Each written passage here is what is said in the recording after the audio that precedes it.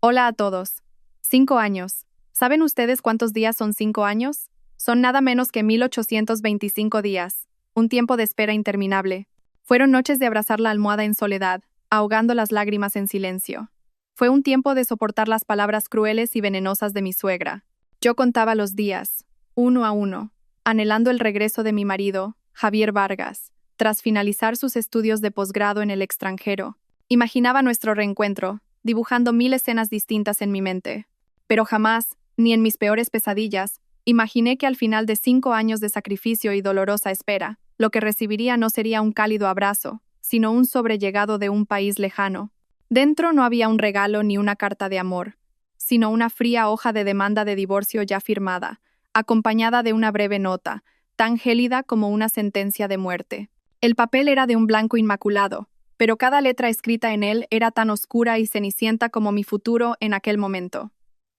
Javier había escrito: Elena, lo siento. En estos 5 años he cambiado mucho. El mundo exterior era demasiado grande y me he dado cuenta de que ya no pertenecemos el uno al otro. Fuiste una buena esposa, pero esa eras tú en el pasado. La mujer que eres ahora ya no está a la altura de mi estatus ni de mi futuro. Firmemos los papeles y seamos libres. Te enviaré una pequeña compensación económica. Me quedé clavada en mitad del salón. El papel en mi mano temblaba como una hoja al viento, y cada una de esas palabras, no estás a mi altura, se clavaba en mi corazón como un puñal afilado. Esas 5 palabras dolían más que 1000 insultos. A sus ojos, yo no era más que un objeto viejo y anticuado que debía ser desechado para no manchar su brillante porvenir. ¿Qué es eso? ¿Te ha enviado Javier los papeles? La voz cortante de mi suegra, doña Isabel, sonó a mi espalda. Se acercó, me arrebató la carta de la mano y, tras leerla, soltó una carcajada de pura satisfacción. Ja, ja, perfecto, perfecto. Por fin mi hijo ha entrado en razón. Te lo dije desde el principio. ¿Cómo una paleta de pueblo como tú iba a ser digna de un hombre de la talla de mi hijo? Bastante has tenido con vivir de gorra en esta casa durante 5 años. Ha sido una suerte inmerecida para alguien de tu clase.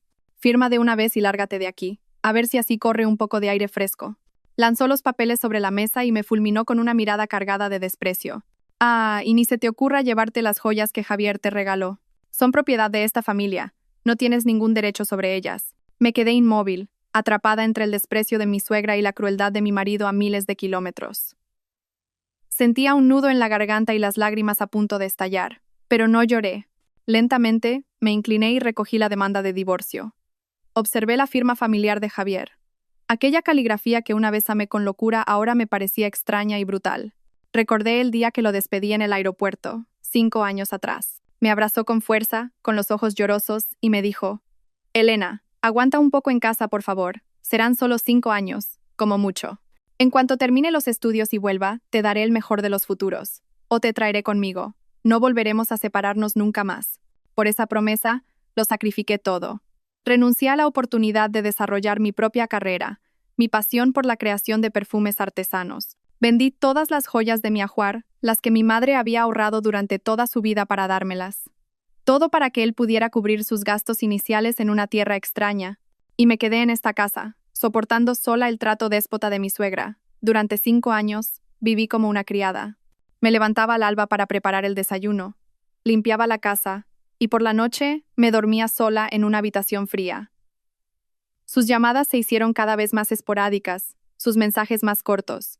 Decía que estaba ocupado con los estudios, con trabajos a tiempo parcial, y yo le creí, lo comprendí. Me consolaba pensando que era un esfuerzo por nuestro futuro común, pero todo era mentira. Mientras yo me consumía, él descubría un nuevo mundo en el que una esposa sencilla y de pueblo como yo no tenía cabida. Olvidó nuestros votos, mis sacrificios. Me desechó como quien tira una prenda pasada de moda. Doña Isabel, al verme quieta, volvió a la carga con su tono burlón. ¿Qué haces ahí plantada? Si no quieres problemas, firma de una vez. Y que te quede claro, aunque no firmes, Javier tiene 1000 maneras de divorciarse. No nos hagas perder el tiempo. Levanté la cabeza y la miré directamente a los ojos. Por primera vez, no con la mirada sumisa de una nuera, sino con la de una extraña. Las lágrimas ya se habían secado, y en su lugar había una calma aterradora. Cogí el bolígrafo que había sobre la mesa. Mis dedos ya no temblaban. ¿Acaso me derrumbaría ante esta crueldad? ¿O sería este el comienzo de un deslumbrante renacer? ¿Y pagaría este marido traidor por el daño que había hecho? Suscríbanse al canal, denle a me gusta y compartan, y acompáñenme para descubrir el emocionante desenlace de esta historia. Al final de una larga espera de 5 años, todo lo que recibí del marido al que envié a estudiar al extranjero fue una demanda de divorcio y palabras crueles. Frente a los insultos de mi suegra, con la firma de un hombre al que una vez amé más que a mi propia vida ante mis ojos, sostuve el bolígrafo en mi mano. Y en ese preciso instante, querida audiencia, ese mismo bolígrafo trajo ante mí todos los recuerdos de 5 años atrás, tan vívidos y dolorosos como si hubieran ocurrido ayer. Hace 5 años también sostuve este bolígrafo, pero no fue para firmar un divorcio, sino para firmar un préstamo y rellenar solicitudes de empleo. Hace 5 años, este bolígrafo no era el final, sino el principio de la esperanza. El comienzo de lo que yo, ingenuamente, creía que era nuestro sueño común. Por aquel entonces, Javier y yo solo llevábamos un año casados. Aunque había tensiones con mi suegra, el amor de Javier hacía que mi vida estuviera llena de color. Él era un arquitecto brillante y con talento lleno de ambición. Siempre me decía que no quería ser un arquitecto del montón. Quería aprender las técnicas más avanzadas del mundo, convertirse en el mejor. Y finalmente, la oportunidad llegó. Javier fue admitido en un máster en una prestigiosa universidad del Reino Unido, con una beca parcial que cubría la matrícula. El día que recibimos la noticia, la familia estalló de alegría. Doña Isabel presumía por todo el barrio de su hijo, una joya destinada a triunfar. Javier me abrazó con fuerza, sus ojos brillaban de ilusión. Yo era inmensamente feliz por él. Estaba orgullosa y creía que aquello sería un punto de inflexión en nuestras vidas. Pero la alegría duró poco. Al investigar más a fondo, descubrimos que, aunque la matrícula estaba cubierta, los gastos de manutención, alquiler, seguro y billetes de avión en un país tan caro como el Reino Unido, durante 2 años ascendían a una suma astronómica, cerca de 60.000 euros. Aunque la familia de Javier vivía cómodamente, era imposible reunir tanto dinero de golpe. Doña Isabel empezó a quejarse, diciendo que su hijo era muy listo pero tenía mala suerte. Empezó a culpar a mi familia. Decía que yo, como esposa, no le aportaba nada a mi marido, que si fuera hija de ricos, esto no habría pasado. Mis padres eran funcionarios jubilados. Con su modesta pensión, era impensable que pudieran ayudar. Ver a Javier cada día más abatido me rompía el corazón. El hombre alegre y vivaz se había vuelto taciturno y callado. Su sueño estaba al alcance de la mano, y no podía permitir que se frustrara por dinero. Tomé una decisión sin consultarlo con nadie. Aquella noche, abrí un viejo joyero de madera. Dentro estaban todas las joyas que mi madre, antes de fallecer, me había dado tras ahorrar toda una vida. Un collar de oro, unos pendientes con forma de flor de azahar, una pulsera finamente labrada y varias piezas de oro.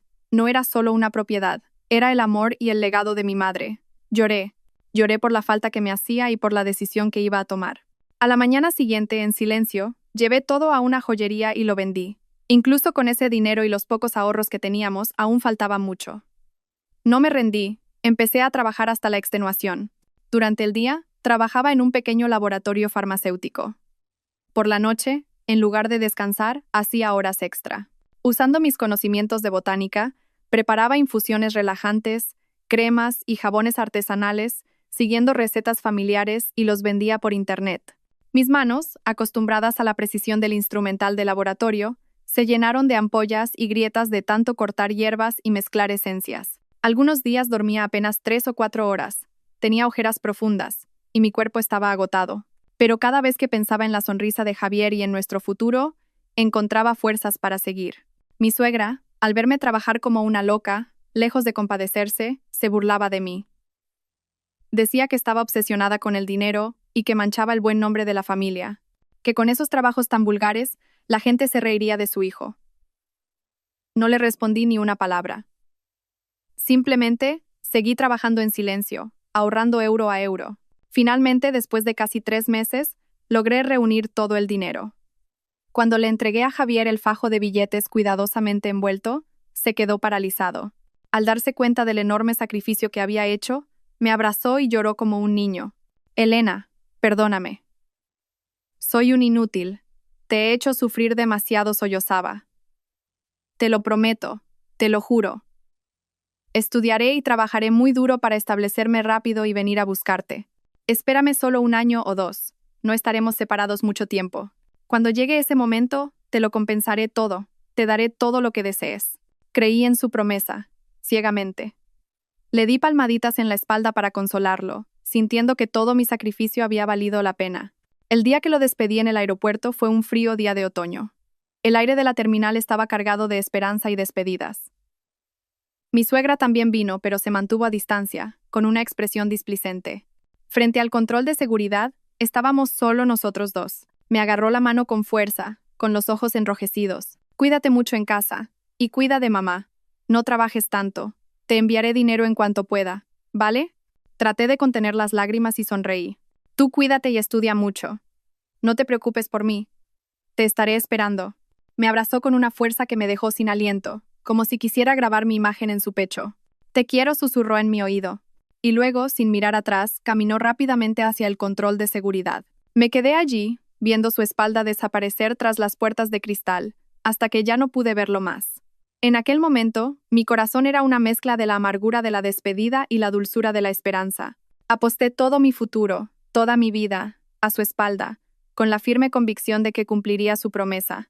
Pero no fue 1 año o 2, fueron 5. 5 años en los que me quedé en esa casa, soportándolo todo sola, y lo que recibí fue una demanda de divorcio. La promesa de aquel día en el aeropuerto ahora resonaba en mis oídos como una burla cruel. No solo había sacrificado mis bienes, había entregado mi juventud y mi fe a un traidor. El bolígrafo en mi mano ya no temblaba. Se había vuelto firme y frío. La fría tinta negra descendió con fuerza y sin vacilar sobre el lugar designado. Para poner fin a un pasado equivocado, para liberarme a mí misma, escribí allí mi nombre. Elena. La promesa de aquel día en el aeropuerto sembró en mi corazón una esperanza intensa, una fe inquebrantable y un futuro de feliz reencuentro. Pero, querida audiencia, jamás imaginé que en el momento en que la espalda de Javier desapareció tras el control de seguridad, las puertas del infierno en la tierra comenzaron a abrirse lentamente ante mí. Los primeros días tras la partida de Javier transcurrieron en una dulce nostalgia. Me llamaba todos los días, a veces 2 o 3 veces. Me hablaba de su nueva vida, de la moderna universidad, de sus amigos de diferentes países. No olvidaba recordarme que comiera bien y cuidara mi salud. Decía que me echaba de menos, que añoraba mi comida. Cada vez que escuchaba su voz al otro lado del teléfono, todo mi cansancio y agotamiento desaparecían. Podía volver a esforzarme y esperar con fuerzas renovadas. Pero esa paz no duró mucho. Una vez que su hijo se fue, doña Isabel ya no necesitaba fingir. Se quitó por completo la máscara de amabilidad y reveló su verdadera naturaleza, déspota y cruel. Y yo, sola y sin la protección de mi marido, me convertí en el único blanco sobre el que volcar toda su frustración e irritación. Justo al día siguiente de la partida de Javier, me llamó al salón y me entregó una larga lista de tareas domésticas. A partir de ahora, como no tienes nada que hacer, te encargarás de toda la casa. A las 6 de la mañana te levantas y preparas el desayuno. A las 8, limpias. A las 11, preparas la comida. Por la tarde, lavas, planchas y riegas las plantas. Y por la noche, preparas la cena y friegas los platos. No me hagas repetírtelo. Disparó las órdenes sin darme oportunidad de intervenir. Me quedé helada. Yo era su nuera, no su sirvienta, pero al ver su mirada afilada como un cuchillo, supe que no podía replicar. Solo pude bajar la cabeza y decir, sí, señora. Así comenzaron mis días infernales. Trabajaba sin descanso desde la mañana hasta bien entrada la noche. Cada comida debía seguir el menú que ella dictaba. Hoy esto, mañana aquello. Pero por mucho que me esforzara, nunca lograba satisfacerla. La sopa estaba salada, el pescado olía mal, las verduras estaban demasiado cocidas. A veces tiraba el plato al suelo y me gritaba que lo limpiara y preparara otra cosa. Doña Isabel no perdía ni una sola oportunidad para criticarme y humillarme. Iba contando a los vecinos que yo era una nuera vaga y torpe que vivía a costa de su familia, que mientras su hijo se deslomaba estudiando y enviando dinero, yo me pasaba el día en casa sin dar un palo al agua. Si con el dinero que ganaba en mis trabajos extra me compraba una prenda de ropa nueva, me espetaba. El dinero que gana mi hijo no es para que una como tú se compre estos harapos. Intentaba explicarle que ese dinero era mío, que Javier aún no había enviado ni 1 euro, pero ella no escuchaba. No mientas. ¿De dónde vas a sacar tu dinero? Seguro que te lo envía a escondidas. Voy a llamarlo ahora mismo para preguntarle cómo educa a su mujer. Y fue a partir de entonces cuando empecé a notar el cambio en Javier. Las llamadas diarias pasaron a ser cada 2 o 3 días, luego una vez a la semana. Las conversaciones ya no eran tan cálidas. Ya no me preguntaba si estaba cansada o si comía bien. En su lugar, hacía preguntas superficiales y mecánicas. Cuando le hablaba del trato injusto de su madre, ya no me defendía. Se limitaba a decir, venga, Elena, ten un poco de paciencia con mamá. Está sola y se aburre. Yo aquí también estoy muy estresado, no me agobies más. El dinero que prometió enviar nunca llegó. Durante los primeros 6 meses no envió ni un céntimo. Decía que tenía muchos gastos para instalarse, comprar material y libros. No me quejé ni una vez. Seguía haciendo mis trabajos extra y, ahorrando céntimo a céntimo, le enviaba dinero yo a él. Me preocupaba que no tuviera suficiente. Sin embargo, poco a poco me di cuenta de que no vivía con tantas estrecheces como decía. A través de las fotos que publicaba en redes sociales, vi que a menudo comía en restaurantes caros y salía de fiesta con amigos. Vestía ropa de marca. A partir del segundo año empezó a enviar dinero, pero era una miseria, apenas lo justo para pagar las facturas de la luz, el agua y la compra diaria. Doña Isabel se quedaba con todo, diciendo que era el dinero que su hijo enviaba para mantenerme. La cruel verdad es que, durante esos 5 años, viví del dinero que ganaba con el sudor de mi frente, pero cargué con el estigma de ser una mantenida. Javier se distanciaba cada vez más.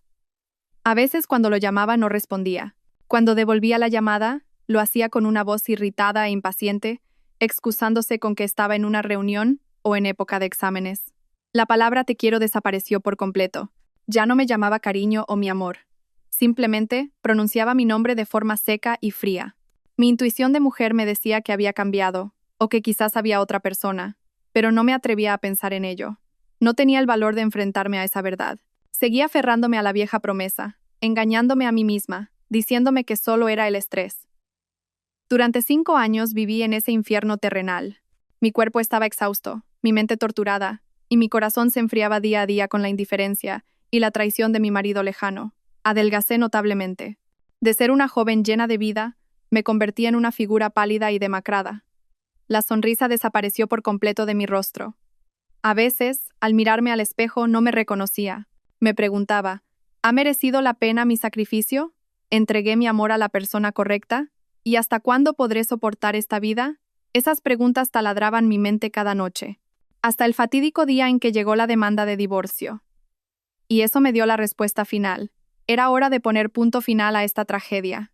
Me enfrenté a mi suegra. La mujer me miraba con satisfacción, esperando a que firmara. Seguramente pensaba que lloraría, suplicaría, me aferraría a ella. Pero se equivocaba. 5 años de infierno me habían endurecido hasta un punto aterrador.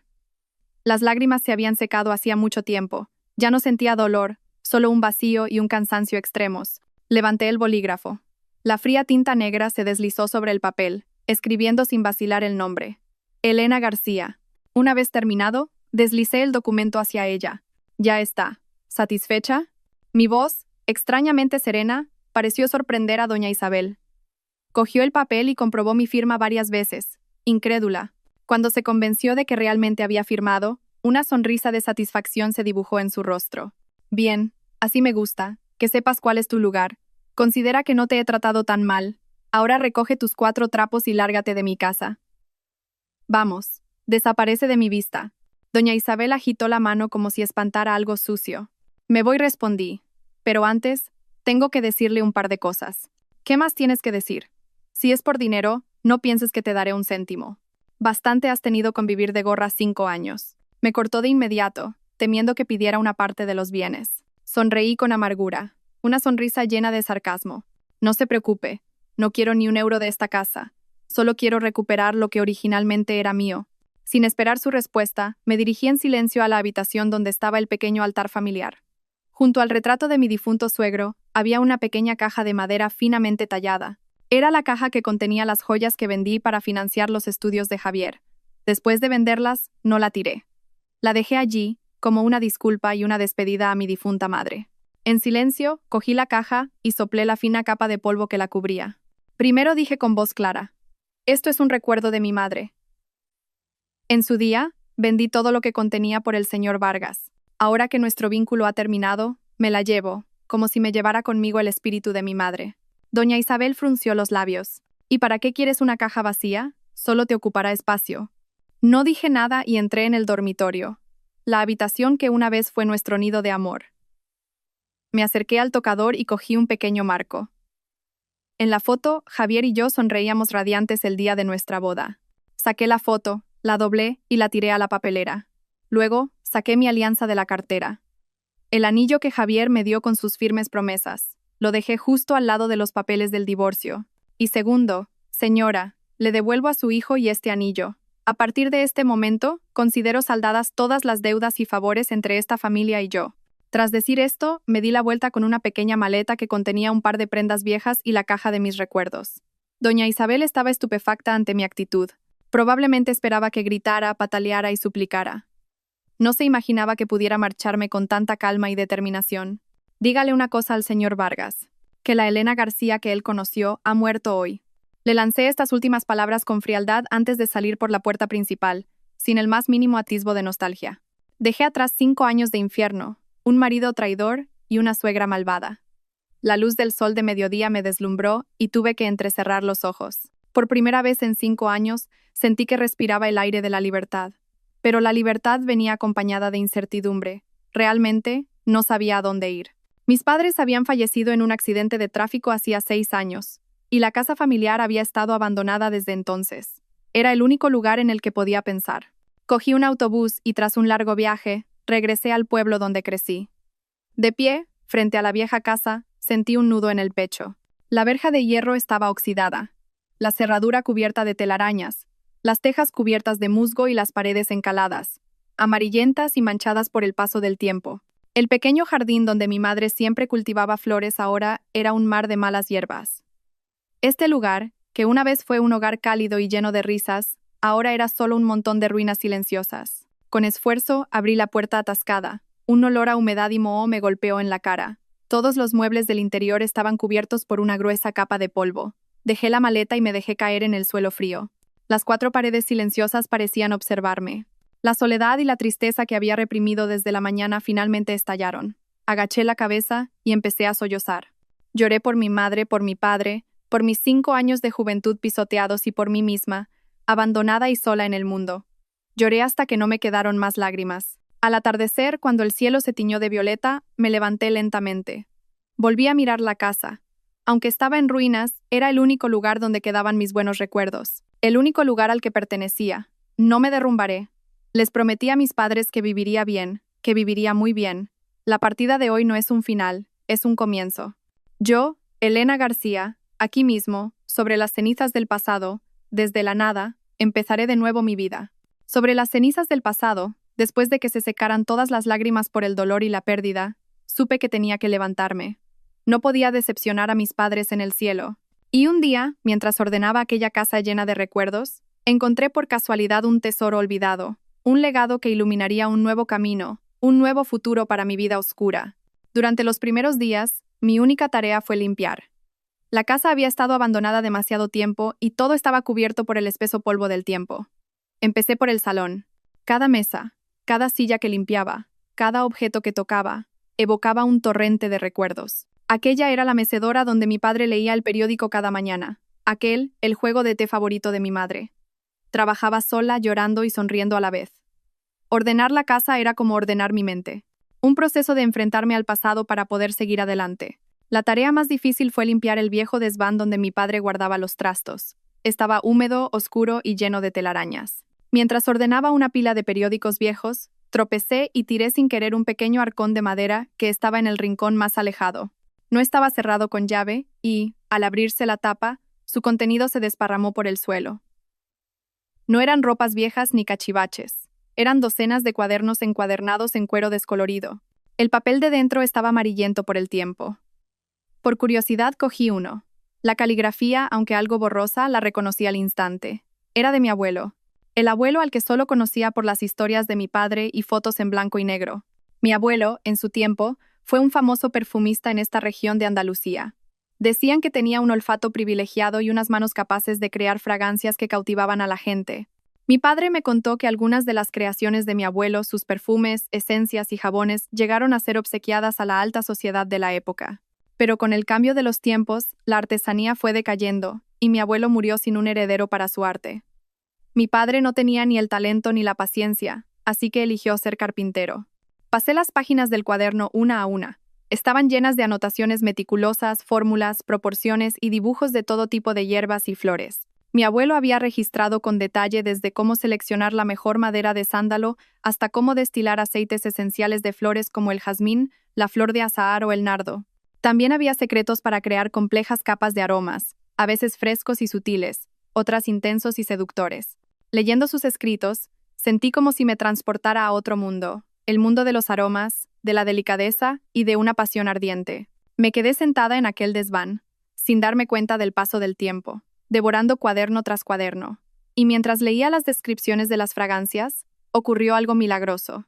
Fue como si mi sentido del olfato despertara. Mi talento latente para los aromas, heredado de mi abuelo pero enterrado bajo las penurias de la vida y la opresión de mi familia política, resurgía con fuerza. Recordé que de niña me encantaba jugar en el huerto de mi abuela. Podía distinguir con los ojos cerrados el olor de la menta, el romero o incluso las hojas más raras. Mi padre solía decir que había salido a mi abuelo, que tenía una nariz muy fina. Pero al crecer, estudié farmacia, una carrera que exigía precisión y lógica, y aquel talento artístico se fue olvidando.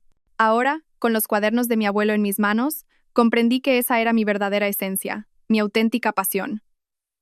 Dentro del arcón no solo había cuadernos. En el fondo, había una pequeña caja de madera de cedro.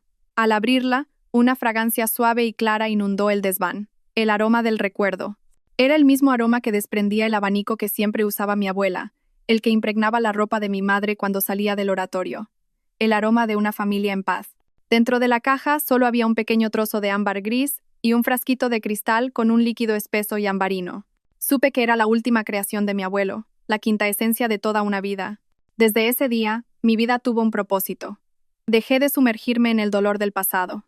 Dediqué todo mi tiempo a estudiar los cuadernos de mi abuelo. La vieja y desolada casa de mis padres se convirtió en mi pequeño laboratorio.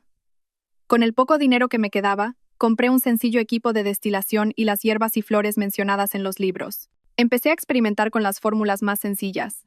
No fue nada fácil. Fracasé innumerables veces. A veces echaba a perder una destilación entera de un aceite esencial valioso. Otras, el aroma resultante no se parecía en nada a la descripción de mi abuelo. Pero no me desanimé. Cada vez que fallaba, anotaba meticulosamente. Buscaba la causa y volvía a empezar desde el principio.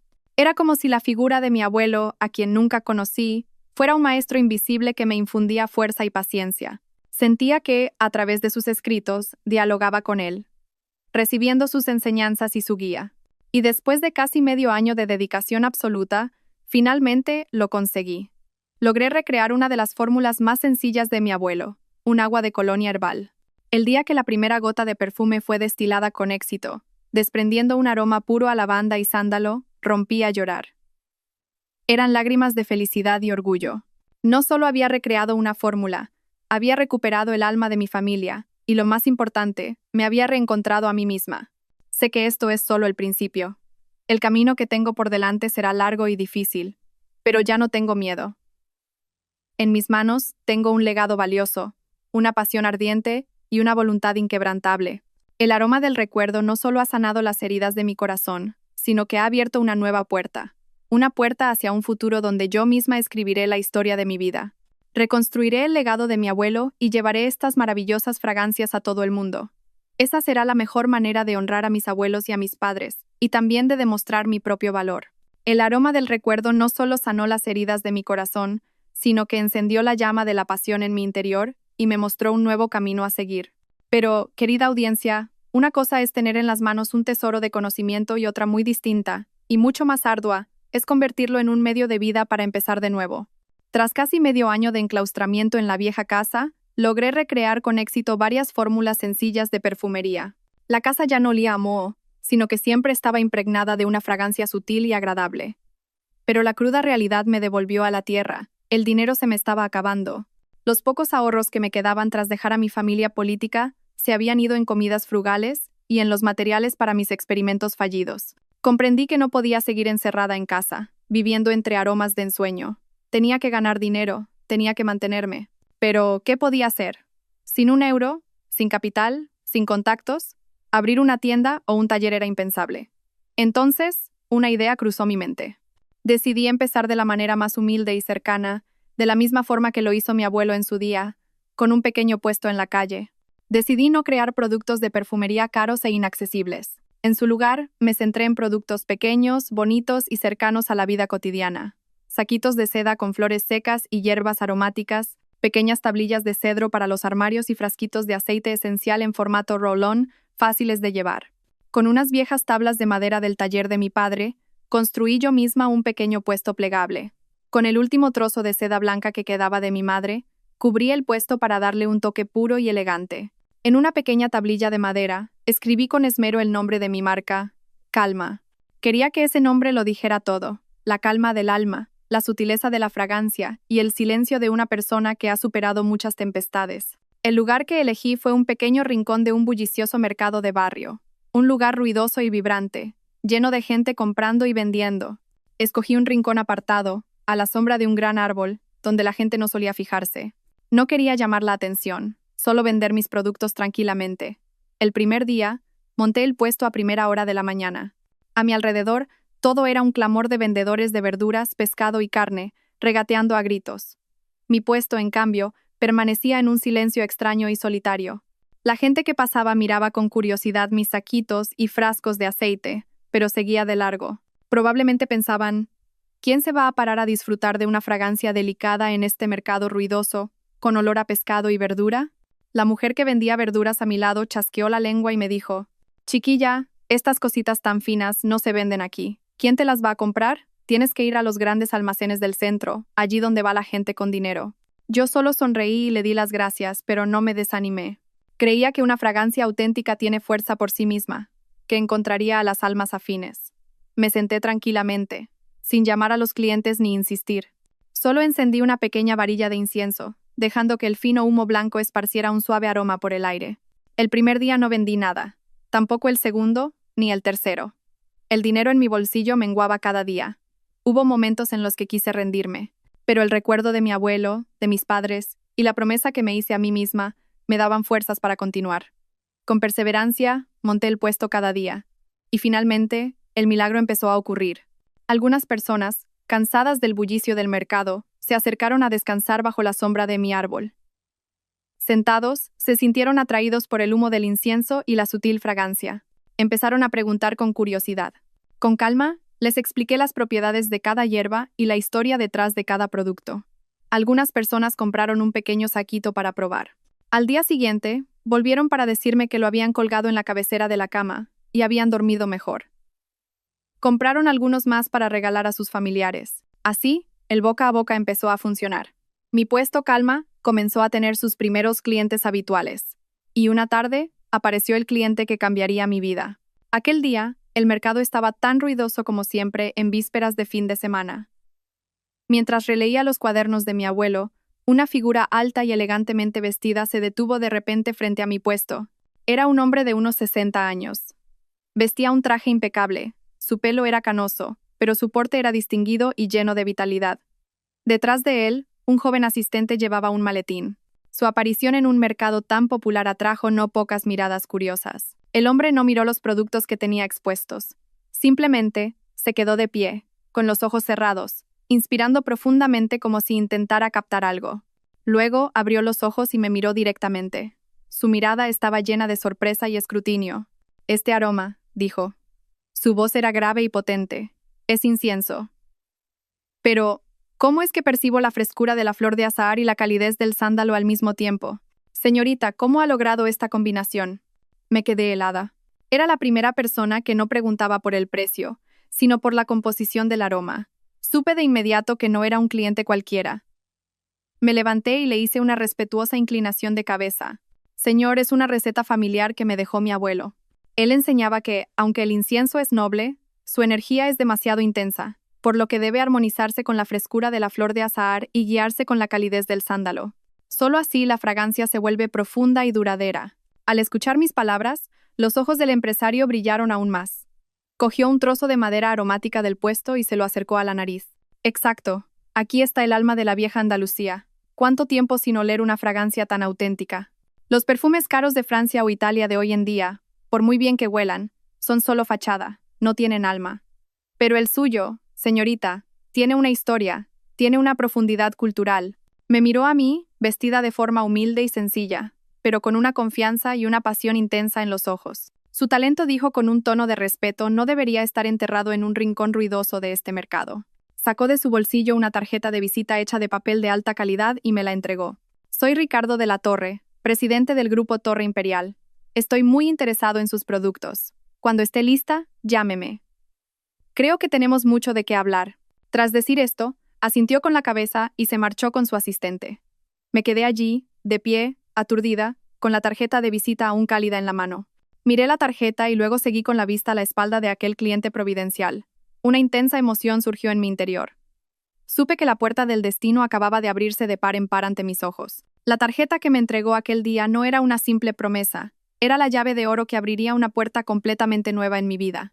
La llave que me llevaría de ser una vendedora ambulante al vasto y desafiante mundo de los negocios. Después de aquel encuentro inesperado, pasé varias noches en vela, debatiéndome. Por un lado, sentía miedo e inseguridad. ¿Cómo iba yo, una simple vendedora de mercado, a atreverme a soñar con colaborar con el presidente de una gran corporación? Su mundo y el mío estaban a años luz de distancia, pero el recuerdo de los viejos cuadernos de mi abuelo, el sueño de reconstruir el legado familiar, resurgió con fuerza. Sabía que esta era una oportunidad única. Si la dejaba pasar, mi marca Calma podría quedarse para siempre como un pequeño puesto bajo la sombra de un árbol. Tomé una decisión. Tenía que aprovechar esta oportunidad. Reuní todo mi coraje y marqué el número de teléfono de la tarjeta. Al otro lado de la línea, escuché la voz grave y potente de don Ricardo de la Torre. Cuando me presenté como la joven de las fragancias del mercado, me reconoció al instante. No mostró ninguna prisa ni distancia. Al contrario, fue muy amable y me citó en su despacho al día siguiente. Por primera vez en mi vida, puse un pie en el imponente rascacielos sede del Grupo Torre Imperial. Todo era abrumador. El vestíbulo de mármol pulido, los empleados con uniformes elegantes yendo y viniendo a toda prisa. Con mi ropa sencilla me sentía fuera de lugar. Pero todo mi miedo se desvaneció cuando me reencontré con él en su espacioso despacho. Me recibió no como un presidente, sino como un mentor, un amigo que ignora las diferencias de edad y estatus. No empezó hablando de inversiones. En su lugar, pasó toda la mañana escuchando mi historia. Le conté todo, mi pasado, el legado de mi abuelo y las dificultades que estaba atravesando. Don Ricardo escuchó con gran atención, y en sus ojos vi una clara expresión de empatía y admiración. Señorita, dijo cuando terminé de hablar, usted posee algo más valioso que el oro.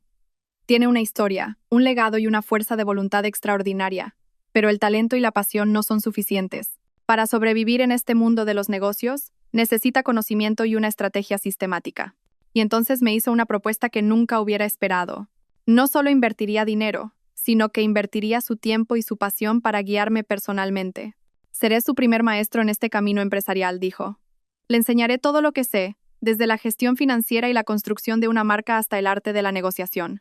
A cambio, solo tiene que prometerme una cosa, que nunca perderá la esencia y el alma que pone en cada uno de sus productos. No pude contener las lágrimas. Había encontrado un benefactor, un gran maestro dispuesto a ayudarme sin condiciones. Incliné la cabeza y lo acepté como mi mentor. Así comenzó un nuevo viaje de aprendizaje. Ya no me sentaba en el rincón del mercado. Don Ricardo invirtió en un pequeño taller para mí, equipado con modernos equipos de destilación. También envió a los mejores expertos del grupo para que me ayudaran. Pero no me dejó centrarme solo en la producción. Me obligó a estudiar. Cada día, después de trabajar en el taller, iba a su despacho. Me enseñó a leer informes financieros, a analizar el mercado. Me dio docenas de libros sobre marketing y construcción de marca, y me hizo leerlos todos y explicarle lo que había entendido. También me llevaba a reuniones importantes con socios, para que aprendiera cómo se negocia y se cierran tratos. Fue una época muy dura. La enorme cantidad de conocimientos nuevos a veces me abrumaba, pero nunca me rendí. Sabía que estas eran lecciones valiosas que ninguna universidad podría enseñarme. Bajo la guía de don Ricardo, me transformé. De ser una joven que solo sabía de aromas y hierbas, empecé a adquirir la mentalidad de una empresaria. Aprendí a mirar a largo plazo, a elaborar un plan de negocio sistemático. Ya no solo pensaba en hacer un buen producto, sino en cómo hacerlo llegar al cliente adecuado, cómo hacer que la historia detrás de la marca Calma llegara al corazón de todos. Don Ricardo no solo fue un maestro, sino también una figura paterna. Se preocupó por mi vida y llenó el vacío de afecto familiar que sentía. Me habló de su único hijo, Alejandro, que estaba estudiando en el extranjero y pronto regresaría para hacerse cargo del negocio familiar. Dijo que yo le recordaba mucho a su difunta esposa. Ella también era una mujer de apariencia dulce, pero increíblemente fuerte y decidida. Nuestra relación se fue estrechando día a día. Ya no era una relación entre inversor y emprendedora, sino un verdadero afecto familiar. Bajo su amparo, recuperé la fe en la vida y en las personas. Supe que ya no estaba sola en este viaje. Y ahora, la semilla que había plantado durante tanto tiempo, el nombre de Calma, finalmente iba a brotar hacia la luz. Después de casi 2 años de aprendizaje constante, don Ricardo me dijo que, por muy valiosos que fueran el conocimiento de los libros y la experiencia de otros, seguían siendo teoría. Había llegado el momento de que me lanzara al ruedo y me enfrentara a las duras olas del mundo empresarial. El maestro te ha dado la caña y te ha enseñado a pescar. Ahora tienes que ir tú misma al mar y pescar tus propios peces. Con su aliento y apoyo, tomé la audaz decisión de fundar Aromas Calma, S.L. El nombre Calma, que había concebido sentada en el rincón del mercado, adquiría ahora personalidad jurídica, marcando un comienzo formal y profesional. Mi empresa, al principio, era una microempresa. La oficina era la casa reformada de mis padres y el taller apenas tenía unas pocas decenas de metros cuadrados. Aparte de mí, solo tenía 3 empleadas, jóvenes del pueblo que contraté para ayudar en las tareas sencillas. Pero pequeño no significaba débil. Con los conocimientos adquiridos, tracé un camino claro para Calma. No competiría con las marcas industriales en producción masiva y precios bajos. Elegí mi propio camino, un nicho de mercado, productos de aromaterapia de alta gama, con un toque cultural español, una historia y procedentes de la naturaleza. El primer producto que decidí lanzar al mercado no fue un perfume, sino una línea de productos de aromaterapia para hoteles y spas de lujo. Me di cuenta de que estos establecimientos tenían una gran demanda para crear espacios relajantes, lujosos y únicos para sus clientes. Sin embargo, la mayoría de los productos que utilizaban eran importados. Olían bien, pero eran demasiado comunes, carecían de personalidad. Ahí estaba la oportunidad para Calma. Dediqué meses a investigar y desarrollar esta línea de productos. No me basé solo en las fórmulas de mi abuelo, combiné mis conocimientos de farmacia para crear aromas que no solo olieran bien, sino que tuvieran efectos terapéuticos reales, aliviar el estrés, inducir el sueño, purificar el aire. Viajé a valles remotos para encontrar las materias primas más puras y limpias. Cada gota de aceite esencial de Calma, cada trozo de madera aromática, era el resultado de un cuidado meticuloso, de pasión y de la historia cultural que había detrás. Cuando los productos estuvieron listos, el mayor desafío fue cómo hacerlos llegar a los clientes. Los hoteles de 5 estrellas y los resorts de lujo tenían estándares muy estrictos y por lo general solo confiaban en marcas internacionales de renombre. Una marca nueva como Calma apenas tenía oportunidad de acercarse. Envié docenas de correos electrónicos a sus departamentos de compras, hice cientos de llamadas, pero lo que recibí fue silencio o un educado rechazo. Sin desanimarme, recordé las enseñanzas de don Ricardo. Si no puedes entrar por la puerta principal, busca otro camino. Decidí acercarme a ellos no como vendedora, sino como experta. Preparé una presentación muy detallada sobre el arte de crear espacios a través del aroma y la importancia que esto tiene para mejorar la experiencia del cliente de lujo. Envié esta presentación a los directores generales y directores de marketing de los hoteles más importantes, no para venderles un producto, sino para compartir conocimiento. Y esta estrategia funcionó. La profesionalidad y la profundidad de mis escritos llamaron su atención. Varios mostraron interés y propusieron una reunión para hablar más a fondo. Esa era la oportunidad que había estado esperando. En esas reuniones, no llevé muestras de productos, solo llevé mi historia.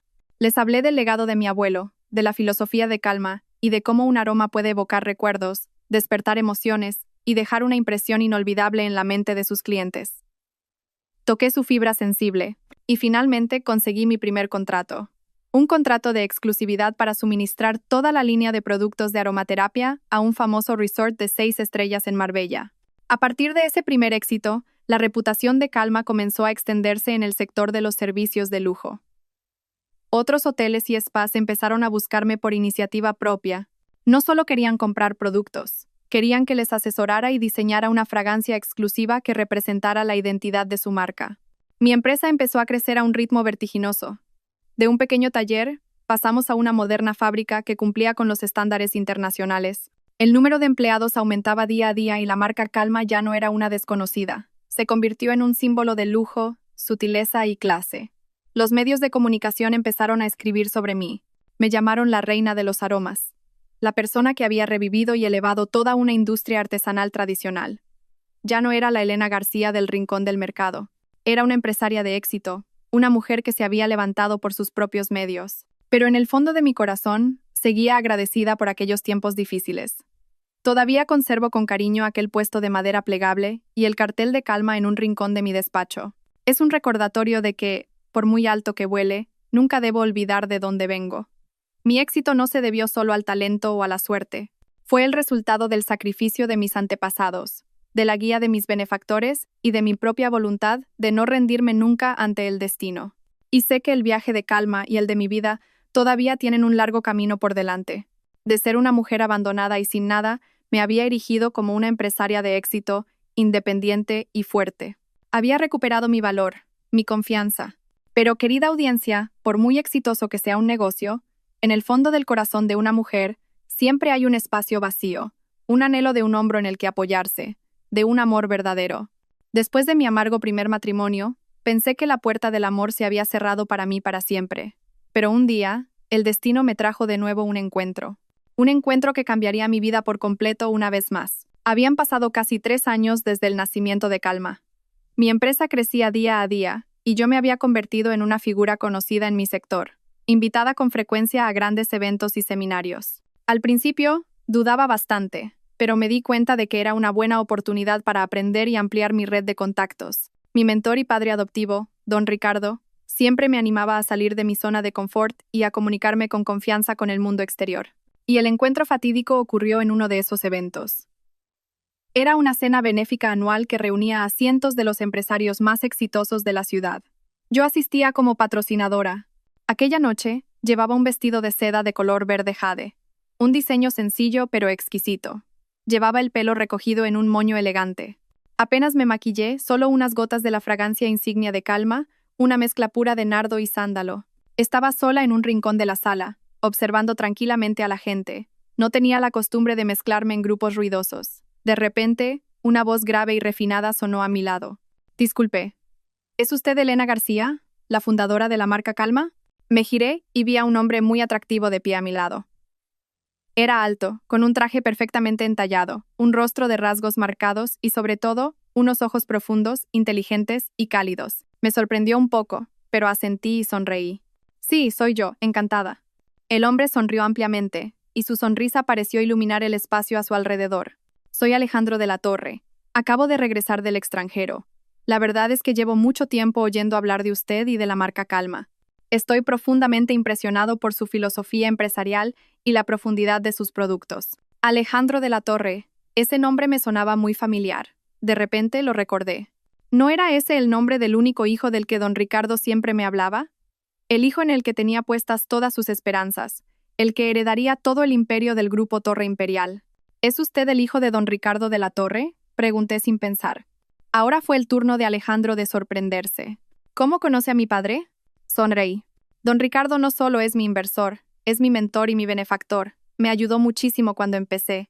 Al oír esto, la mirada de Alejandro se volvió de repente más cercana y cálida. Así que éramos familia sin saberlo, rió. Mi padre me habló de una joven con una voluntad extraordinaria y un talento especial. Pero no me dijo que fuera tan joven y hermosa. Sus cumplidos hicieron que me sonrojara ligeramente. Aquella noche, hablamos durante mucho tiempo. Alejandro era diferente a otros empresarios que había conocido. No hablaba de cifras ni de acuerdos multimillonarios. Hablaba de arte, de cultura, de sus experiencias viajando por el mundo. Me habló de los museos que había visitado, de los aromas únicos de cada región que había recorrido. Tenía un conocimiento profundo y un alma muy sensible. Dijo que entendía por qué su padre había decidido invertir en Calma. Porque tus productos no son meras mercancías, dijo. Son una obra de arte, contienen el alma de una cultura. La conversación con Alejandro me produjo una sensación muy especial, un sentimiento de afinidad que nunca había encontrado en nadie, incluido mi exmarido. Por primera vez, alguien entendía de verdad el valor esencial, el alma que intentaba infundir en mis productos. De camino a casa esa noche, mi corazón se sentía extrañamente agitado. En los días siguientes, Alejandro empezó a contactarme activamente. No me invitaba a restaurantes de lujo, sino a tranquilas librerías café, a teterías tradicionales o a exposiciones de arte. Dijo que quería conocer a la verdadera Elena García, no a la empresaria. Cuanto más nos veíamos, más cualidades valiosas descubría en él. Era inteligente y decidido en los negocios, pero en la vida cotidiana era extremadamente cálido y sincero. Sabía escuchar y respetaba mi pasado. Cuando le hablé de mi doloroso primer matrimonio, no me juzgó en absoluto. Simplemente me cogió la mano y dijo: «Has debido de sufrir mucho. A partir de ahora, déjame que yo te proteja». Y volví a abrir mi corazón. Comprendí que, por muy triste que fuera mi pasado, no podía definir quién era yo en el presente. Merecía ser feliz, merecía un amor completo. Nuestro amor llegó de forma natural y suave, como la fragancia de calma. Con él, recuperé la serenidad, la sensación de ser yo misma, de ser respetada y comprendida. Don Ricardo se alegró muchísimo al conocer nuestra historia. Hacía mucho tiempo que me consideraba como una hija, y dijo que no había nada que le hiciera más feliz que ver a las dos personas que más quería juntas. Un año después, en una romántica tarde en la playa, Alejandro se arrodilló y me pidió que me casara con él. El anillo que sostenía en su mano no era un diamante caro, sino un anillo de madera de sándalo que él mismo había diseñado, con una pequeña perla engastada en el centro. «El sándalo simboliza tu fuerza y tu entereza», dijo. «Y la perla son las lágrimas que derramaste, pero que ahora se han convertido en una joya. Déjame proteger esta joya preciosa contigo, Elena». Con lágrimas de felicidad, asentí. Esta vez, no era un sacrificio ni una espera, era una elección que nacía de mi corazón. Había encontrado el puerto tranquilo de mi vida. Pronto me convertiría en la esposa del presidente del Grupo Torre Imperial. Un nuevo estatus, una nueva vida. Y nunca imaginé que eso me llevaría a enfrentarme a los fantasmas del pasado. Y así, querida audiencia, después de muchos años de tormentas, la felicidad finalmente me sonrió de verdad. La pedida de mano de Alejandro aquella noche en la playa, con aquel anillo de sándalo lleno de significado, fue uno de los momentos más hermosos de mi vida. Asentí, no con el impulso de la juventud, sino con la madurez y la emoción de una mujer que ha superado muchas heridas. Sabía que este era el hombre en el que podía confiar y apoyarme. Me amaba no por mi apariencia o mi estatus, sino por mi alma, por mi esencia, y hasta por las cicatrices de mi pasado. Cuando le dimos la noticia a don Ricardo, no pudo ocultar su alegría. Nos abrazó a los dos con los ojos llorosos. «Bien, muy bien», dijo. «El último y más grande deseo de este viejo por fin se ha cumplido. Viéndoos a los dos queriéndoos y felices, ya puedo morir en paz». Al ver su sonrisa de satisfacción, sentí una calidez infinita en mi corazón. Después de la muerte de mis padres, por primera vez, volví a sentir lo que era una familia completa. Don Ricardo no solo era un mentor, se había convertido en un verdadero padre para mí, llenando todos mis vacíos emocionales. Nuestra boda se planeó poco después. A diferencia de mi primera boda, ostentosa pero vacía, esta fue extremadamente elegante, pero cálida y cuidada hasta el más mínimo detalle. Alejandro me dejó encargarme de todo. Dijo que era mi día y que quería que todo fuera como yo deseara. No elegí un salón de bodas lujoso. En su lugar, nos casamos en un exclusivo resort ecológico en un tranquilo pinar de la Sierra de Guadarrama. El espacio de la ceremonia era rústico pero muy elegante, decorado solo con flores frescas y madera natural. Y por supuesto, el alma de la fiesta fue la fragancia. Creé un perfume especial para el día más importante de mi vida. Lo llamé Serenidad, una mezcla del aroma puro del jazmín blanco, la calidez del sándalo y un toque dulce de vainilla. La fragancia impregnó todo el espacio, creando una sensación de confort y bienestar en los invitados. No había muchos invitados, apenas unas decenas, pero todos eran las personas más cercanas, amigos que me apoyaron en los momentos difíciles, socios que confiaron en calma desde el principio, y por supuesto, la familia de Alejandro. Sus parientes eran completamente diferentes a mi antigua familia política. Eran muy amables y me acogieron con cariño. No me miraban con ojos que juzgaban mis orígenes, sino con admiración por ser una mujer talentosa que había construido su propio negocio. El día de la boda, llevé un vestido blanco de seda con un par de aves fénix delicadamente bordadas. Me lo diseñó especialmente una buena amiga que trabaja en el mundo de la moda. Cuando, del brazo de Alejandro, caminé por un sendero cubierto de flores blancas, con una música suave de fondo y las bendiciones de todos, no pude contener las lágrimas, pero esta vez eran lágrimas de felicidad plena. Alejandro me secó las lágrimas con ternura. «No llores», susurró en mi oído. «A partir de hoy, no permitiré que derrames ni una sola lágrima más de tristeza». Después de la boda, me mudé oficialmente a la villa donde vivía la familia de Alejandro, una espaciosa villa rodeada de un frondoso jardín. Pero esta vez, no entré como una nuera asustada, sino como la esposa y la verdadera señora de la casa. Mi matrimonio con Alejandro era muy feliz. Era un marido maravilloso. Siempre me amaba, me respetaba y me apoyaba en todo. Aunque estaba ocupado dirigiendo un grupo empresarial enorme, siempre encontraba tiempo para la familia. Desayunábamos juntos, paseábamos por el jardín cada tarde y compartíamos todas las alegrías y tristezas del trabajo y la vida. Oficialmente, me convertí en la esposa del presidente. Ese título sonaba lejano y distinguido, pero mi vida no cambió. No abandoné mi trabajo. La marca Calma seguía siendo mi hija espiritual, una pasión a la que nunca podría renunciar. Alejandro lo apoyaba totalmente. Utilizó sus contactos para ayudarme a expandir el mercado y llevar a Calma al escenario internacional. Decía que estaba orgulloso de tener una esposa tan talentosa e independiente como yo. Mi vida ahora parecía realmente un sueño hecho realidad. Tenía una carrera exitosa, un marido que me adoraba y un suegro que me respetaba. Había recuperado todo lo que había perdido y mucho más. El doloroso pasado con Javier y mi ex-suegra parecía haberse desvanecido en un recuerdo lejano y borroso. Casi había olvidado su existencia. Vivía en paz y tranquilidad, disfrutando plenamente de la felicidad que merecía. Pensé que mi vida seguiría así de plácida.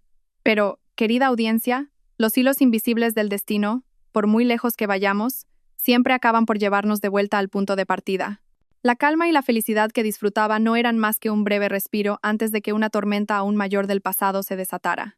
Una tormenta que me haría enfrentarme, en la situación más irónica posible, al hombre que me había abandonado cruelmente hacía 5 años. La felicidad me sonreía, pero el destino aún no me había soltado. Mi vida había pasado a una nueva etapa, resplandeciente y serena. El pasado con mi exmarido, Javier Vargas, y la amargura parecían haber desaparecido para no volver. Pero, querida audiencia, la vida siempre tiene giros inesperados, y, a veces, la mejor manera de enfrentarse al pasado no es huir, sino dejar que nos encuentre cuando somos más fuertes. Mientras yo disfrutaba de mi felicidad y desarrollaba mi carrera, al otro lado del mundo, mi exmarido, Javier, también había completado su camino. Con su inteligencia y cierta astucia, se graduó con honores y consiguió un trabajo en un prestigioso estudio de arquitectura en Londres. Durante los 5 años siguientes, también logró cierto éxito, acumulando capital y experiencia. Pero la ambición de Javier no se detuvo ahí. Siempre se había considerado un fuera de serie, y el pequeño estanque extranjero le parecía insuficiente para nadar. Decidió regresar a España. Creía que con su máster internacional y su experiencia laboral en el extranjero, podría encontrar fácilmente un puesto de alto nivel y un salario astronómico en una gran empresa nacional. Quería volver como un hombre de éxito, un triunfador, para demostrar a todos que su decisión de abandonarme 5 años atrás había sido totalmente correcta. Y su objetivo no era otro que el Grupo Torre Imperial, el principal grupo inmobiliario y de construcción de España, presidido por mi marido, Alejandro de la Torre. Javier no tenía ni idea de esta conexión. A sus ojos, Torre Imperial era simplemente el entorno ideal para exhibir su talento y realizar sus grandes ambiciones. Se postuló para un puesto muy importante, jefe del equipo de gestión de proyectos, directamente bajo el director general. Con un currículum brillante, una experiencia laboral impresionante y una presentación elocuente, Javier superó fácilmente las entrevistas con el Departamento de Recursos Humanos y los directivos de nivel inferior. Todos valoraron muy positivamente sus capacidades. Su expediente finalmente llegó a la mesa de Alejandro para la aprobación final. Aquella tarde, Alejandro se llevó el expediente de Javier a casa.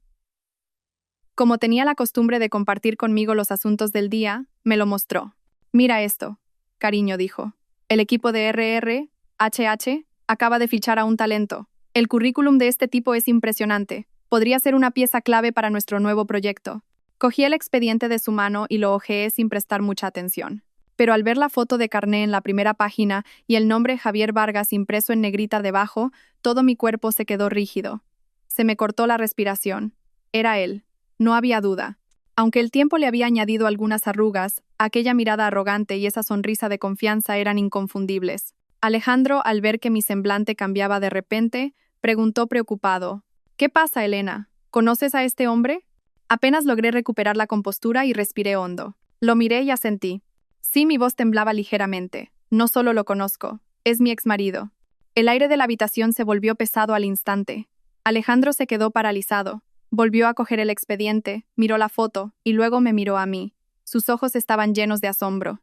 Conocía toda mi historia, pero nunca imaginó que aquel marido traidor aparecería de una manera tan irónica justo delante de sus narices. Después de un momento de silencio, Alejandro me cogió la mano. «¿Y ahora qué quieres hacer? Si no quieres, rechazaré este expediente ahora mismo». Al ver la preocupación y el respeto en sus ojos, mi corazón se sintió reconfortado. Negué con la cabeza. No hace falta. Los negocios son los negocios y los sentimientos son los sentimientos. Si realmente tiene talento y es apto para el puesto, contrátalo. No quiero que mis asuntos personales afecten a los asuntos de la empresa. Pero en el fondo, sabía que esa no era la única razón. Un extraño sentimiento surgió en mí. No era odio ni rencor, era curiosidad. Quería ver cómo había cambiado en estos años. Y lo que es más importante, quería ver su reacción cuando descubriera que la esposa de pueblo que había abandonado era ahora la esposa del presidente, la dueña indirecta del lugar en el que tanto deseaba entrar. El pasado había venido a buscarme por su cuenta, y esta vez no iba a huir. Me enfrentaría a él con una mentalidad completamente diferente. El teatro del destino parecía no querer bajar el telón todavía. En lugar de rechazarlo, acepté la decisión de Alejandro de contratarlo. No por venganza, sino para demostrarle a ese hombre la joya que había desechado. Supe que había llegado el momento de enfrentarme al pasado. Una semana después, el Grupo Torre Imperial organizó una gran cena de gala en un hotel de 5 estrellas para dar la bienvenida a los nuevos altos cargos, incluido Javier Vargas. Era un evento importante para que los nuevos directivos se presentaran a la cúpula directiva y a los demás jefes de departamento. Supe que este era el escenario perfecto para nuestro encuentro fatídico. Aquella noche, me preparé con mucho esmero.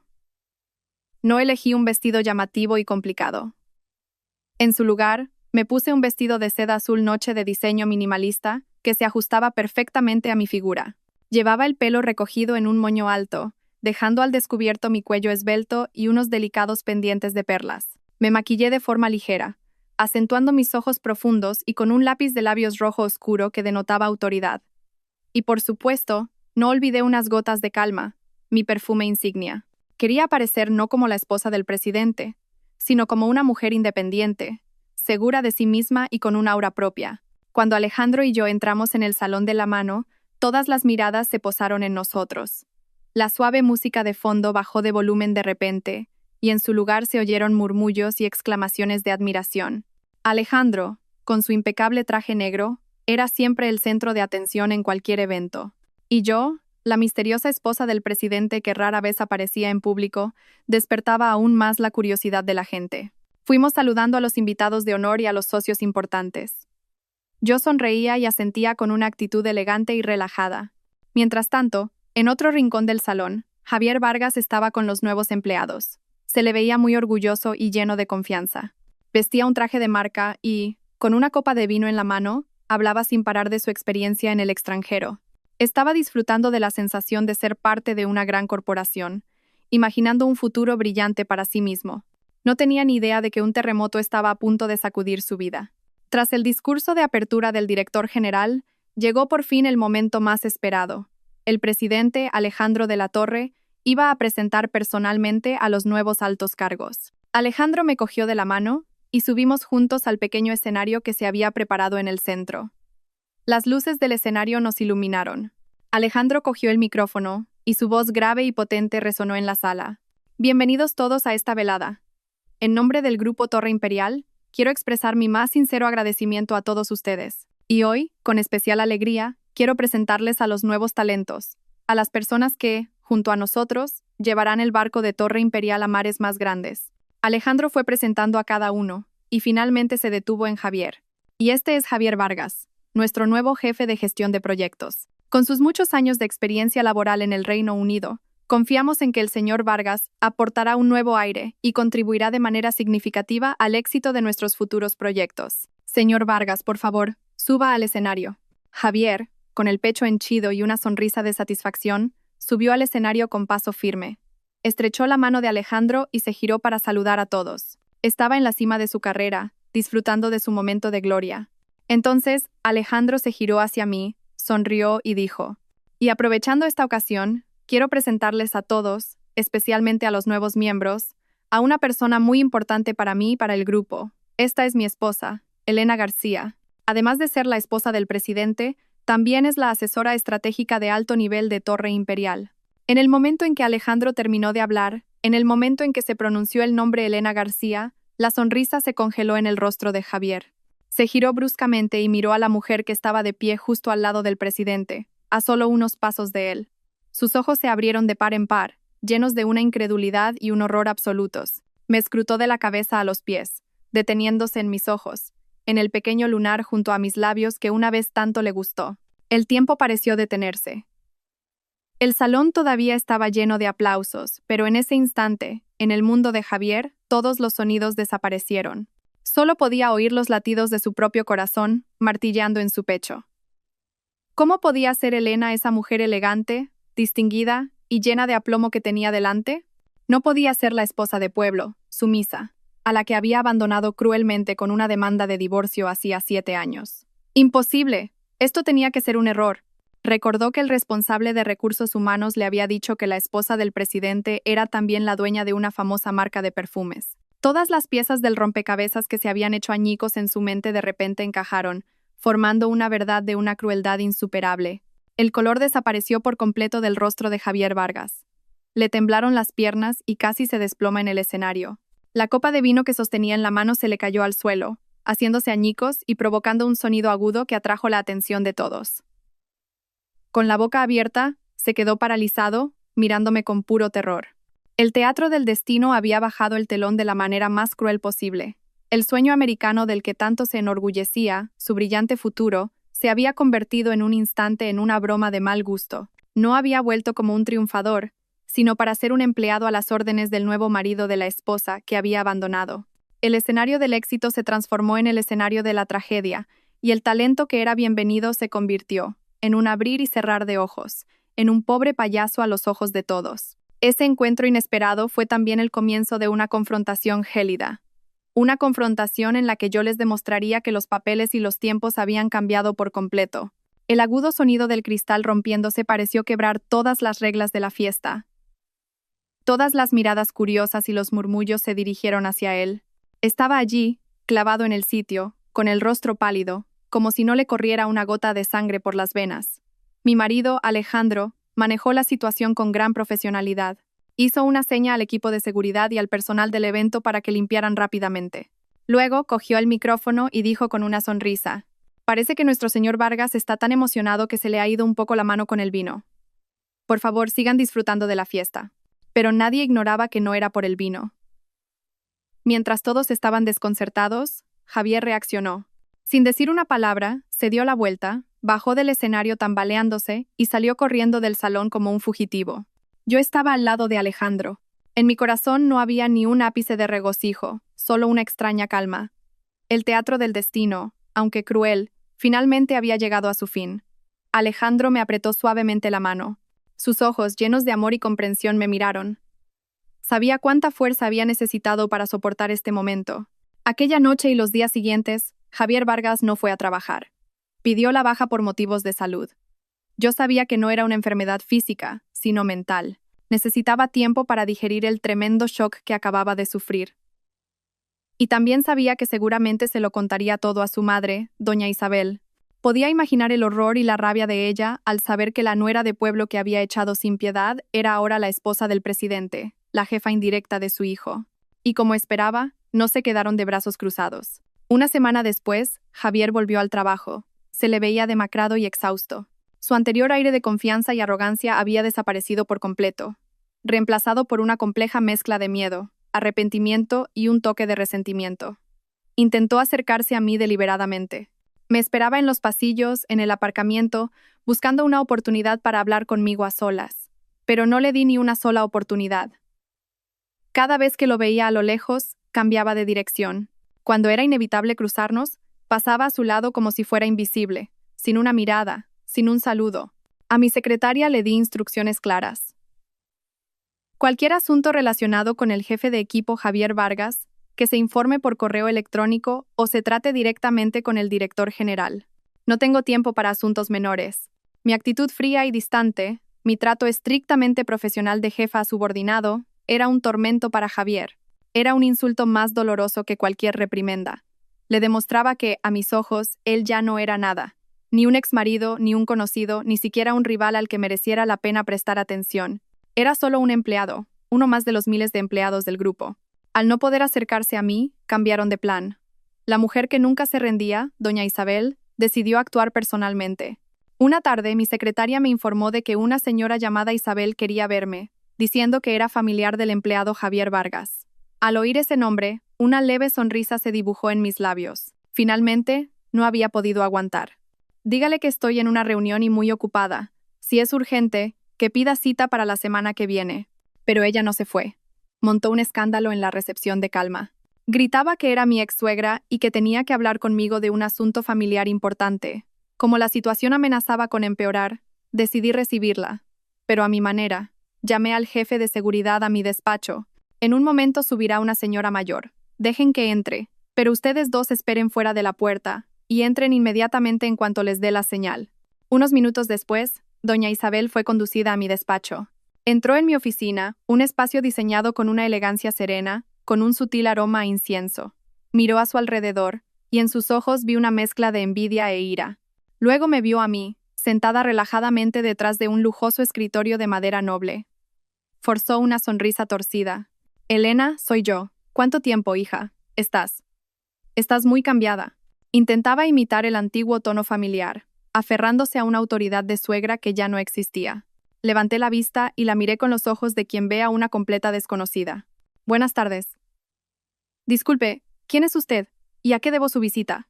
Mi pregunta, educada pero gélida como el hielo, congeló la sonrisa en su rostro. ¿Tú qué dices? ¿No me reconoces? Soy tu suegra. Empezaba a perder la compostura. Ah, era usted, respondí, con una voz fríamente plana. Disculpe mi mala memoria. Que yo sepa, su hijo, el señor Javier Vargas, y yo nos divorciamos hace 7 años. Mi actual marido es el señor Alejandro de la Torre, así que ese título de suegra creo que está mal empleado. Enfaticé cada palabra, trazando una línea clara e infranqueable. Así que, doña Isabel, ¿a qué ha venido hoy a mi empresa? Si es por un asunto relacionado con el trabajo del señor Vargas, le ruego que se dirija al Departamento de Recursos Humanos de la sede central. Si es un asunto personal, lo siento, pero creo que usted y yo no tenemos nada de qué hablar. Mi trato de extraña, la crueldad helada en cada una de mis palabras, fue demasiado para ella. Ya no pudo contenerse. Golpeó el escritorio y gritó. ¿Tú, te atreves a darme lecciones? Fui tu suegra, te guste o no. Y si hoy estás donde estás, es gracias a la buena suerte que te dio mi familia. Un momento. No la dejé terminar. Pulsé el botón del intercomunicador de mi escritorio, e inmediatamente entraron 2 guardias de seguridad altos y corpulentos. Señores, acompañen a esta señora fuera. Ordené con una voz que no admitía réplica. Parece que no se encuentra bien y está alterando el ambiente de trabajo. Doña Isabel se quedó boquiabierta, sin poder creer que me atreviera a hacer algo así. ¿Tú, te atreves a echarme? Los 2 guardias se acercaron y le dijeron, educada pero firmemente, por favor, acompáñenos. Fue escoltada fuera de mi despacho, impotente y humillada. Al pasar por la puerta, se giró, me señaló con el dedo y rechinó los dientes. Ya verás. No te saldrás con la tuya. Yo simplemente observé su espalda en silencio. La confrontación gélida había terminado como yo quería. No insulté, no grité. Simplemente borré su existencia de mi vida, tratándolos como a nada más que extraños. Y sabía que esa indiferencia los haría sufrir y los humillaría más que 1000 acusaciones. Su teatro quizás había terminado, pero la historia de pagar por sus actos no había hecho más que empezar. El teatro de suegra y yerno de Javier Vargas y su madre fracasó estrepitosamente ante mi actitud fría y decidida. Fueron expulsados con humillación, y supe que el silencio posterior no era aceptación, sino la antesala de otro plan. Se dieron cuenta de que la vía emocional estaba completamente bloqueada.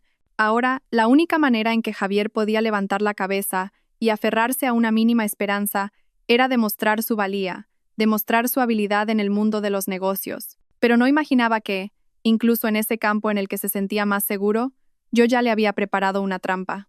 Un mes después, el Grupo Torre Imperial celebró una reunión ampliada del Consejo de Administración para deliberar sobre los proyectos estratégicos del próximo año. Era una reunión muy importante, con la participación de toda la alta dirección, los directores de las filiales y los jefes de los departamentos clave.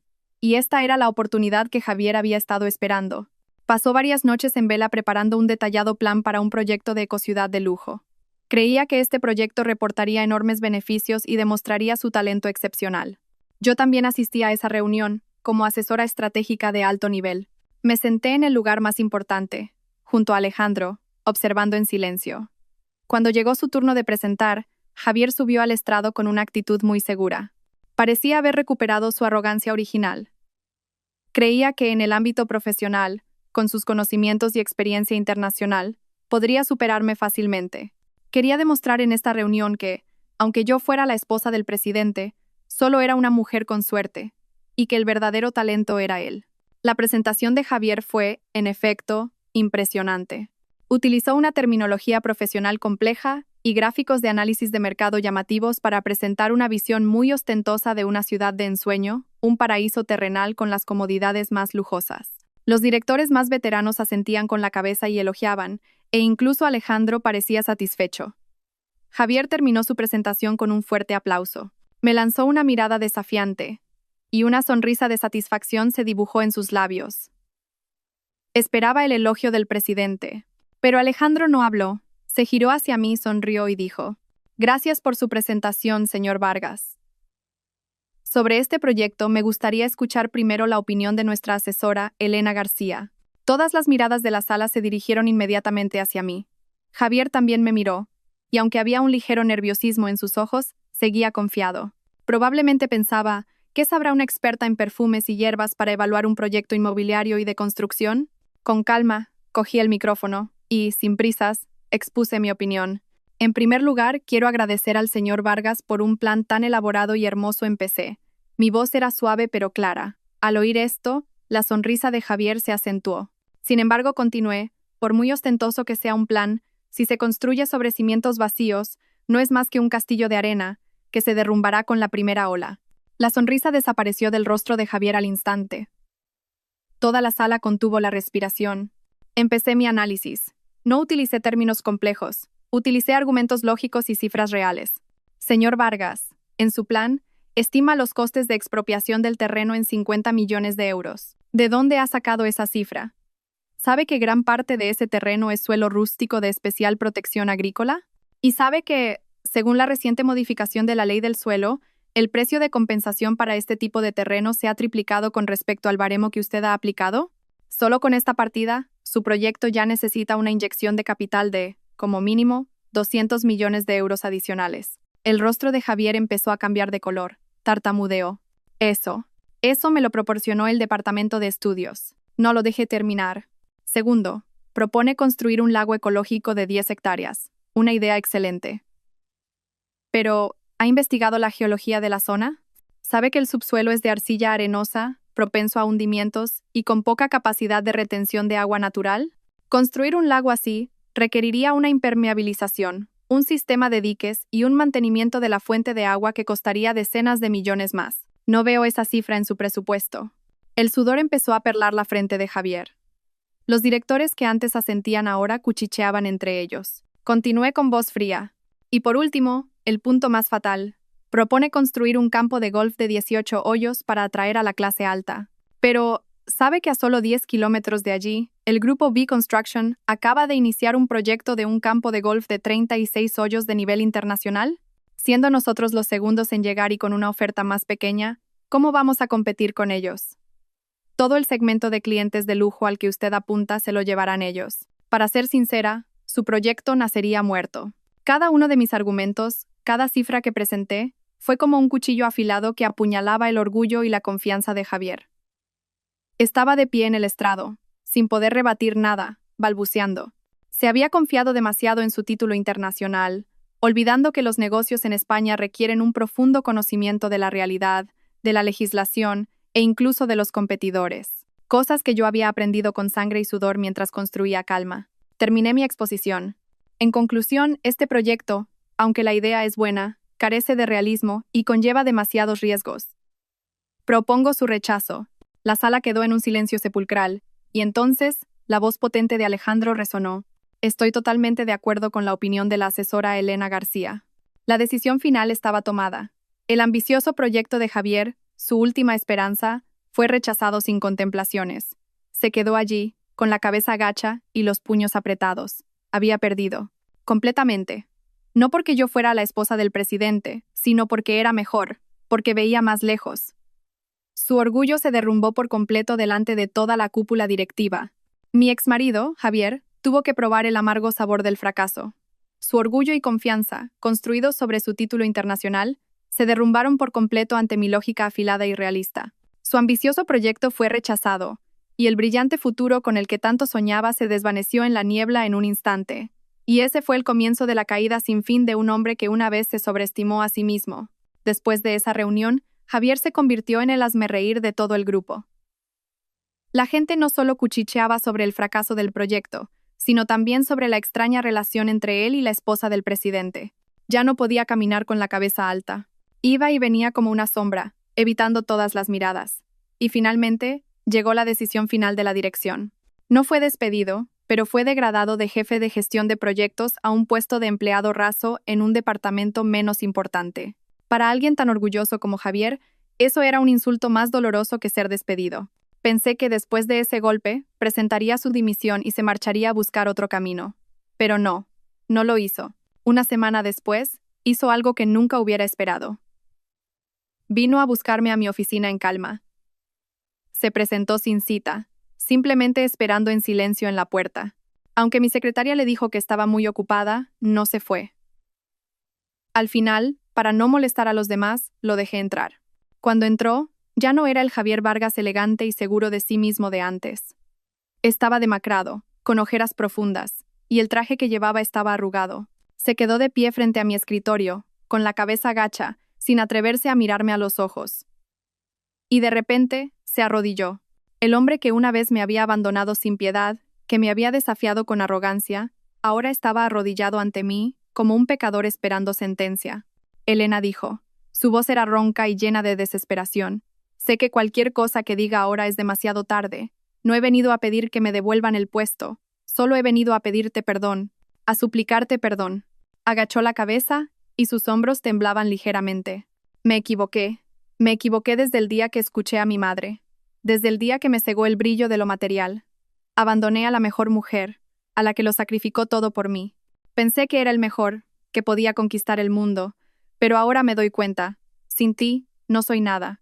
Levantó la cabeza, y sus ojos enrojecidos estaban llenos de lágrimas. Elena, ¿podemos empezar de nuevo? Te lo prometo, te lo juro. Dejaré todo y empezaré de cero. Seré un buen marido. Curaré todas tus heridas. Solo te necesito a ti. Una súplica tardía. Lágrimas de arrepentimiento. Me quedé sentada en silencio, observándolo. En mi corazón no se movió ni una onda, no porque fuera insensible, sino porque mi corazón estaba en una paz absoluta. Me levanté, me acerqué a la ventana y miré el jardín de hierbas aromáticas de fuera. Javier, dije con una voz suave y serena, levántate. No me has hecho nada malo a mí. Simplemente, te equivocaste en tu elección.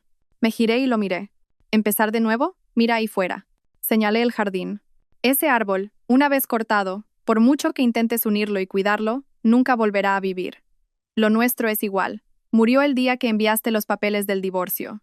Y en cuanto al perdón, continué, ya no te odio. De verdad. Porque si no hubiera sido por tu abandono aquel día, la Elena de hoy no existiría. Tu crueldad me hizo fuerte, me hizo levantarme por mis propios medios. En cierto modo, quizás debería darte las gracias. Javier se quedó helado. Probablemente esperaba que lo insultara, que lo culpara. No esperaba esta serenidad. Entonces, ¿y mi trabajo? Tartamudeó. Haz bien tu trabajo, respondí. El Grupo Torre Imperial es un lugar profesional. Solo se valora la capacidad. Si lo haces bien, tendrás oportunidades. Si no, tú mismo te eliminarás. Todo es muy justo. Nuestra historia no afectará en nada al trabajo. Me acerqué a la puerta y la abrí. Vete. Vive bien tu vida. Yo ya he encontrado mi felicidad. Esa fue mi respuesta final. Javier se levantó tambaleándose. Me miró por última vez, y sus ojos estaban llenos de arrepentimiento y desesperación, y salió en silencio por la puerta. Mientras la puerta de mi despacho se cerraba lentamente, un viejo capítulo de mi vida se cerraba por completo. Aquella noche, al volver a casa, Alejandro me esperaba con una cena caliente. No preguntó mucho, simplemente me abrazó en silencio. ¿Ya está todo bien? Asentí y apoyé la cabeza en su hombro. Sentí una paz extraña. Querida audiencia, la historia de Elena García termina aquí. Un largo viaje desde las cenizas hasta la cima de la gloria, de las lágrimas a la sonrisa.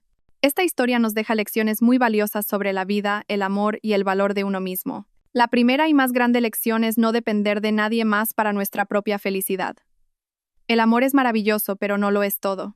Una mujer verdaderamente fuerte es la que puede mantenerse firme sobre sus propios pies, la que tiene su propia carrera y su propia pasión. Cuando tú tienes valor, no tendrás miedo de que nadie te abandone, porque sabes que, sin ellos, todavía puedes vivir una vida brillante. La segunda lección es que la adversidad es el mejor crisol para forjar a las personas extraordinarias. Cuando te encuentres con dificultades, no temas. Cuando caigas, no te desanimes. Toma cada desafío como una oportunidad para crecer y hacerte más fuerte. Como Elena, la traición de su exmarido despertó el extraordinario yo que había en su interior, transformando a una esposa sumisa en una empresaria fuerte. Y por último, la lección de dejar ir. La venganza puede dar una satisfacción momentánea, pero nunca traerá la paz interior. La verdadera paz llega cuando aprendemos a dejar ir el odio, a perdonar el pasado. No porque la otra persona merezca ser perdonada, sino porque nosotros merecemos estar en paz. En el momento en que Elena dijo, "Ya no te odio", fue el momento en que se liberó por completo. Gracias por escuchar mi historia. Si esta narración les ha parecido significativa, no olviden suscribirse al canal, darle a me gusta y compartir para que el mensaje sobre la fuerza y el valor de la mujer llegue a más personas. Muchas gracias por su atención. Nos vemos en el próximo video. Adiós.